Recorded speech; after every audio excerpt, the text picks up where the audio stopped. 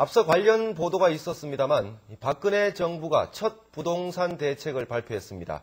지금까지 정부의 부동산 정책은 지역과 겉도는 경우가 많았는데 이번엔 어떨지 알아봅니다. 지역 부동산 업계는 이번 대책으로 부동산 경기가 다소 살아나겠지만 지역에서의 효과는 제한적일 것으로 보고 있습니다. 보도에 신병철 기자입니다. 정부가 내놓은 부동산 종합대책의 핵심은 공공주택 공급 물량을 줄이고 수요를 늘리는 것으로 기존 정책과는 정반대입니다. 기존 연 7만 가구이던 공공부문 주택 공급량을 2만 가구 수준으로 줄이기로 했습니다. 반면 수요를 확대하기 위해 9억 원 이하의 신규 미분양 주택과 기존 주택의 경우 1세대 1주택으로 85제곱미터 이하와 9억 원 이하이면 양도소득세를 5년 동안 면제해주기로 했습니다.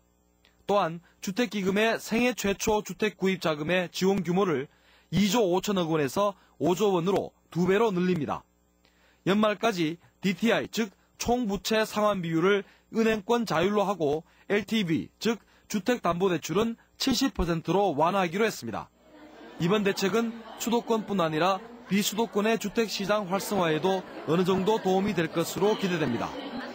그리고 양도소득세 같은 경우도 그동안에 어떤 신규 주택이 아닌 신규 아파트나 미분양 아파트에 초점을 맞췄는데 이번에는 전체 주택으로 확대가 되면서 어떤 분명히 신규 수요 정진에는 분명 어떤 효과를 가질 것으로 보여집니다.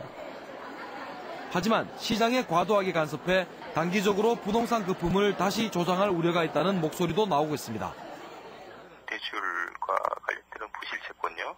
그러한 부분에서 다소 그런 부분들을 늘려나가는 데 영향을 줄 수도 있다. 지역 부동산 업계는 이번 대책이 수도권의 매물을 처리하고 건설업체를 지원하는 데는 도움이 되겠지만 비수도권에는 한계가 있을 것으로 보고 있습니다. MBC 뉴스 신병철입니다.